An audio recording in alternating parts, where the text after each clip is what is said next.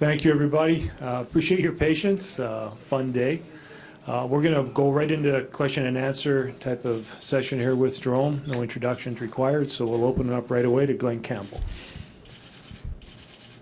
How are you, Jerome? Good, thanks. Excellent. Just want to know the emotions. How you feeling? It's the big day's coming tomorrow. Yeah, I'm excited. I mean, it's I've been looking mixed emotions. It's partly nervous, excited, and it's coming quick, and also a little bit. I've been reminiscing and thinking of all the different memories, the different guys I played with, the different years, and I'm very thankful for this opportunity. It's cool to really neat that to be able to have my kids here and family, and I know my mom and dad are excited, and brothers and sisters and the different people coming in. It's awesome to see old teammates, and but it's a little bit different too. I use that word. I didn't know, you don't really prepare for it. It's a lot of spotlight. And jokes on your expense. Connie's taking his share though over in the luncheon, so he shared it a bit. Eric Francis. You had mentioned your coaching, and we all know the intensity that you brought as a player. Speaking to Daryl Sutter the other day, he got a real hoot out of the fact that he heard, and I just want to clarify on his behalf, did you in fact get kicked out of a game recently as a coach? Not recently. I guess it depends what your recent is, right? Yeah, I did, and I've really enjoyed coaching. Aren't I supposed to move you away from that now? Is it like deflecting or something, or change the topic? Yeah. You did enough of it. Yeah, I did. I'm probably a little bit more intense than I thought I'd be, but I'm really enjoying it, and I'm learning on the job. I think what happened I talked to the referee after, and it was just a misunderstanding what you're able to get away with compared to what NHL referees will let you, debate. And then minor hockey, you're not supposed to say anything. So I'm learning it. So I'm having a hard time bridging those, but I'm getting there. It only happened once, and like I said, there was no swears. There was no cursing. I didn't even think I was yelling, so it's just not allowed in minor hockey, and I'm learning, and I don't plan on, hopefully not again for a very long time.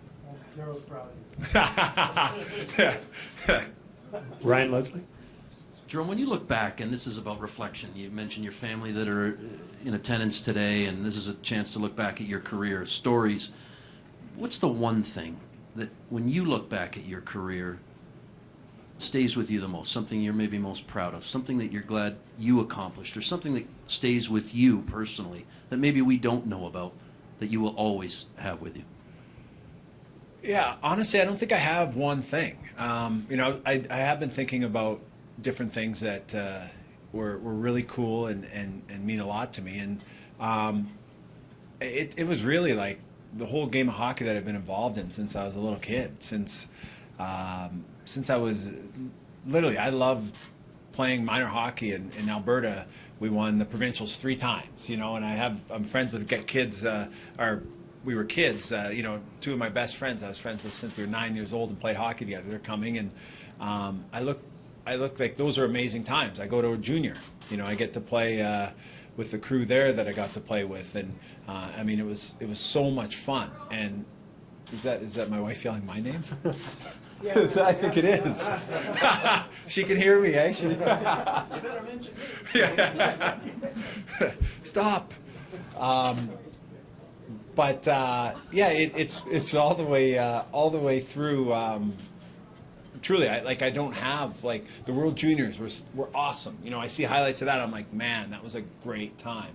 The Olympics, you see those. That's literally each one of those goes playing with Sidney Crosby on the line, so many little things, and our cup run, each series, it wasn't even the whole thing. It was we were reminiscing and beating out Vancouver in Game 7. That right there was unbelievable because of the emotions. You go from we had it in the bag, and then threw it away, and then then it ended the right way, and it was like they were a huge rival, and like the whole start. So I really don't. I don't have like I thought it was really cool to win the scoring race. That was neat there at Ross, because I saw players growing up, and Gretzky and winning it and those things. Those are cool. It was really neat in Vancouver, getting the 50th, against Vancouver, and Mike Keenan in the third. He said, my teammates, they were trying to get me the puck all the time, and he called me in between periods. He goes, and nowhere to lie. He goes, I don't care if you come off the ice once. Your teammates don't care. You stay out there, literally as long. Don't come off. And he goes, I'm not joking. I'm not joking. They don't care. And they tried to pass it to me every single time. And the other team wanted to stop us so bad. They were out. Canucks, they obviously were rivals and stuff. So it was really neat to get that one little, like the breakthrough, but it felt like it was like, it was an unbelievable pass from Nystrom and Primo at the end, and he made a sick move. And they were so, the other team was upset when we got it, but it felt like it was a team accomplishment, and it was fun to get it and not get stuck for time. But those are memories that, there's some really cool individual ones, and there's also some really cool, really, really cool team ones. And I look at it, and I don't know if I'd take any one, or the other. It's just they all make it up, and I've been very, very blessed, and I truly have had an unbelievable time. And you think of the ups and downs, and it's part of the game, the wins and the losses, but it's an amazing job, and that goes with it, with the camaraderie. And I miss some of those. And then Pete was telling me, about the flights and the bantering that goes on. I miss that. I miss that. And Connie tells me before a game you go down and the guys are getting ready to go out under the tunnel, and I don't really see that much now. So I miss that, and coming back in the room and guys are out there practicing and stuff. It's I'll always miss it. It was awesome, but having fun now too, and things are great. It's just it's pretty neat to look back and think of. I can't honestly pick. That's a long answer, hey, for one thing. You wanted one thing. Jermaine, please. How you doing, Jerome? Hey, Jerry. How impressive, well, I'll ask if it's impressive when you hear people talk about how you treat them with respect and carry yourself with humility. Can you talk a little bit about the importance of the way you treat others? And I guess it's such a juxtaposition to see how intense you were on the ice, but how humble you were treating others, and how important was that for you? Oh, I mean, people are probably, it's a nice occasion, so they shade it a little bit, right? But honestly, when I think back of a lot of the guys that I played here with in Calgary, you think back, and was around a lot of great teammates. I really was. You see, Connie, he has to come out and he says nice things about everybody, but that's you go right through it. I saw Andrew Ference, and you think of those teams. Jelly, is there a nicer guy? And Reg is pretty intense, but he's a very nice guy. He's mean on the ice and off the ice. You know what I mean? Guys, he was a great teammate. So maybe that's to management. I think it was important to Daryl. He's been here a long time, but he tried to put together people that were, that got along. And I think for every team, it's, when you think back, teams, if you win, everybody remembers it so much better. Everybody even likes each other that much more. And we had a lot of ups and downs and like a lot of stress. And it was a very good group of, I look back and you really appreciate it even more as you get older, and you think back to some of the neat personalities you played with at the time. You're all pushing and you're pressing and you want to win, and everybody's under stress. But, I think I definitely got to play with a lot of really good people and leaders. And I think that's what's neat about this moment and getting to come here is you reminisce and you think, man, I hope I see that guy. I hope I see that guy. And when you see them, it brings back, it's pretty neat. Wes, followed by Ryan Pinder. Jerome, is there a story behind number 12 in the first place? Is there a significance to why you wanted to wear that number? No, there really isn't. In junior, so I grew up, I liked 8 and I liked 18. And I got to junior, and I made the Kamloops at 16. You don't have a choice. I was one of two 16-year-olds on the team. You get literally last choice of numbers. And the numbers available were 12 and 11. And I thought, great. You know, I'm not going to get 8 or 18. I wanted 11. You know, so I asked for 11, and they gave me 12. There's 1 and 2. The other guy didn't even want 11. He got 11, so I don't know how that worked out. But I got 12, and Greg Hart got 11, and I asked him after. But I liked 11 because of Marc Messier and growing up in St. Albert, and so I thought this would be cool if I could get 11. And like I say, they gave me 12, and you just get comfortable with it. And I had 12 and came to Calgary. They said 24. I thought, great, you know, 24, it works, you know, as a rookie. And then halfway through the year, when Paul Cruz got traded, Al Coates asked me if I wanted number 12, and I didn't, you know, I kind of did because I got used to it. And it was the one chance. I think he did say maybe, you know, it's like, it's not always going to be like available, so if you want it, you grab it. And so I took it then. It was more just out of normal comfort at that point. But no, 8 and 18, and 88 was always a number I dreamed of playing in the NHL when I was younger, and so that's, I guess, why I also ended in 88 with that opportunity. But yeah, those are my numbers. Jarome, the city of Calgary is going to have a big thank you for you tomorrow for what you provided as the face of the franchise for so long, as an icon of the city. What do you remember about the spring of 2004 and what the buzz might have been like around town? Yeah, it was awesome.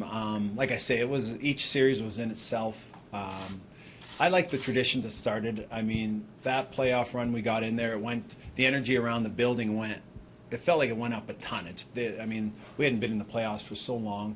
And that's what I think was also special about it. We went 7 years, I believe, out of the playoffs, and then made it, but then didn't just make it. We got to, you know, the fans were starved for playoff hockey, and we got to give them a lot of different series that were like, could have went either way and didn't look like it was going to go well. So that Vancouver series, like I say, that was probably my favorite because it went back and forth. And then, I mean, I talked about this at the retirement, but the Detroit series, after the first game, I honestly thought I didn't think we were going to go much further, but I was thrilled we beat Vancouver. But then, you know, Kipper stood on his head, and we won games 2-1 and 1-0. And then you also think, you know, how Ardea shutting down that group with Kipper standing on his head. We barely, we won a game, I think game 2, 1-0. It was something like that, and then that gave us a chance. And then game 3, we looked like we were rolling. I mean, series 3 against San Jose, we win the first 2, and then people are telling us, well, the odds of after you win the first 2 on the road are like you win the series almost every time. They came back and won the next 2. It was pretty nerve-wracking. So it was just the way it all unfolded, and right up until the end, it didn't, you know, obviously in the storybook, it would have been in game 6 that for here at home in overtime, it didn't happen. But all of it up to that was awesome, and I loved, the Sea of Red, but also like the Red Mile. I thought that was pretty wild how the city got into it, and I didn't make it down for many of those, but Red, you did, didn't you? Call me. A few of the guys did. It was pretty cool. It was awesome on TV how the city was into it with us as players, and not just the fans in the building, but the whole city felt like they were into it, and it was truly it was just that last game, right? It was as good as we could have asked for as players, I believe. Pat Steinberg, followed by Eric DeHatchik, please. Just, Jarome, you talked about all the players that you played with, but what was it, why Conroy? Why was Conroy the guy that you seemed to form the best connection with and the longest term connection with? Yeah, that's a good question. You know, playing wise, he was, I think, you know, we complemented each other well, in that when he first came here, he's great in his own zone. He came as a defensive center, St. Louis's top, you know, checking guy, but the other guys who saw him, Craig Button and Greg Gilbert, you know, they believed in your offensive prowess before he got here. But you know, all we knew was the checking part. But when you're playing with him, you're able to take a few more chances as a winger. You're able to, he'd tell you, just I'll get the puck, just go. And then the other thing, he did a lot of subtleties where, like, you don't always see it as a fan maybe, but if he's dropping the puck, he'll take the stick away, and I'd hit him in the, he'd drop it between his legs, say, yeah, just shoot between my legs, and I'll take the stick. Little things. And I hit him a few times, and sometimes on purpose, Connie, and you get the puck over a little more. But no, we also got along off the ice. We were probably two big kids. We played a lot of video games on the planes and things, and a lot of arguments in those cases. And that way it was communication too. So I don't think you can tell exactly who you're going to mesh with. If you're probably the same for D partners or wingers, centers, you don't know exactly who you're going to hit it off with and have the best chemistry with. And I think we had a good communication, and I think I definitely played better when I played with him. I really, really enjoyed playing with him on the ice, and hopefully I was able to help him a little bit too. He doesn't think I helped him enough in the D zone, but that he didn't need help. But anyway, no, I tried. It was fun, and it was. But there was also a lot of argument. We could argue on the bench, come back, and argue a little bit about who didn't make the right play or who didn't cover the right guy or anything like that. And you just move forward, and you just, being good friends, we were able to, not take it personal and just trying to keep making each other better. Eric? Yeah, Jarome, this is sort of two parts of the same question. One is, how long did it take you to get over, withdrawing as a hockey player? Like, just completing that withdrawal and becoming like a citizen. And the other part is just about life after hockey. I was just talking to Karen, she said, among other things, you're learning how to cook now. So, like, what has the transition been like, and what are the things that are filling your days apart from just coaching your kids? Yeah, it wasn't easy. I think I got it a little bit easier because for the whole first year, which was, last year, I was trying to get back in shape, and I had a hip surgery in the beginning, and I was thinking, okay, if I could just get back and try to play, that was the Olympics, and try to play at maybe the Spangler Cup. I talked to Sean Burke, and he was going to give me an opportunity if I could get back and get healthy to have that look at. And then if I could do well there, maybe I'd go to the Olympics. That'd be exciting again, and play there. And then if it goes well, then I could get on a playoff team. Kind of Gianta did that, with the Bruins and stuff. So, it was kind of my whole first year. I was out of it, and I wasn't going to put, but I didn't know I was out of it. You know what I mean? So I would train, and I got used to the transition a little bit, being home a lot, but still like going to train and go to physio and stuff. So it wasn't too tough. What was hard was after I knew I wasn't, going to be playing again. There was definitely some adjustment there. But I don't know if you ever fully get over it. I was talking to, I talked to Connie and stuff, and you always feel like you want to be playing. It is a very unique job. It's such a great job. It's a big game. We're big kids. You get to play and have fun, and you're not excited to be done. I'm enjoying being home, and I'm happy for the things I get to see and everything. But when I was done playing, you feel like you can still mix that in. If you could in a perfect world. But it was time. I feel very blessed to have gotten to play for the 20 years. But yeah, making the transition. I'm also fortunate to be able to go and be a little bit competitive with the kids and try to help the different teams I work with there. And at home, yeah, it's I'm cooking. My wife holds me to it. She's like, you always said you were going to cook, so now I got to try to cook. You know what I do? Those online, it's not full cooking, right? It's those like Blue Apron or Hello Fresh stuff, right? They come and it's already there. I just have to mix it, but it's a start. It's a start. You got to learn how to cook your meats too and stuff. So I'm getting better though. I was terrible. Dalton? Jarome, congratulations. By the way, I'm sure you're excited about this, considering that your name is going to be hanging alongside Landon McDonald, Mike Vernon, two other guys who've been prominent wearing that Flaming C. Has that kind of dawned on your mind a little bit that you're going to be, sharing, rafter space alongside them? And with your family, I'm sure when you heard the announcement, were some of them excited, kind of, with the kids, they might be like, okay, that's cool, Dad, and move on. Can you kind of discuss a bit of both and what that means to you and your family? Yeah, no, it's thanks. It was exciting, and my kids are feel fortunate. They're age that, our youngest is 10 and middle boy's 12 and our daughter's 14. It's more the boys that show the real excitement about it. I mean, they have the NHL Network on every, they see Noodles. He's a big celebrity to them. They're like, you just talk to that guy, and if I talk to him on the phone in the cars from the NHL Network, they're like, I just watched him on TV this morning.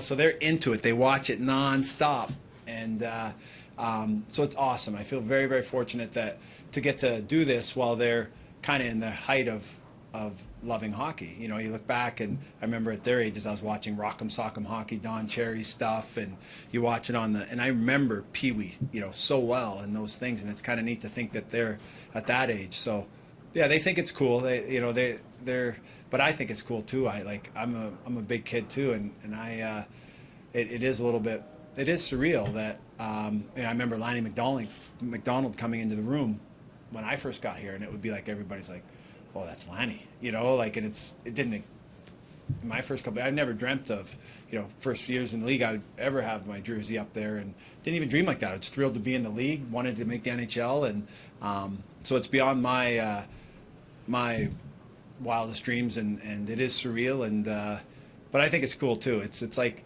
part of me is like, awesome, I'm looking forward to it. I can't imagine how it would look, and it's awesome to be up there with him and Vernie. I got to play with Vernie. What a wonderful guy. I know what he's meant to this city and the organization, and a great personality. And so part of me is excited about it. You get to see it, but then part of me is also nervous, because if I didn't have to do any speech or anything, then it would be all just, hey, awesome. But I'm also nervous too, because I don't really know what to expect, and I want to enjoy it too. So it's like, you asked a question earlier. It's literally so many emotions, because you want to enjoy it. It's so cool. It's such an honor. But part of you wants to also get it over with too, right? Because I'm nervous and how it's going to go, but I'm just trying to take it in, and it's neat to be back, and I'll probably be a little emotional. I didn't think I would be, but I probably will be. It's very special, and I have a lot of family and friends coming in, and it means a lot, and looking forward to it. Ryan Leslie, followed by Darren Haynes, please. Jarome, when you look at your own career, and now you look at the current Flames and where they are, and those individuals who are having a really special season as a group and individually, what is the one thing that you want them to be mindful of as they get set to finish off this regular season and embark on in a situation where maybe they haven't been before, and how important it is to them? What is the one, something you want them to keep in mind when you reflect on your own career and what it might mean to theirs? I guess it's really just to enjoy it. I mean, they're playing great. It would be such an exciting year, where they're all contributing. They've probably exceeded expectations so far in the current trajectory, how quick they're at the top. I mean, people talk about them everywhere.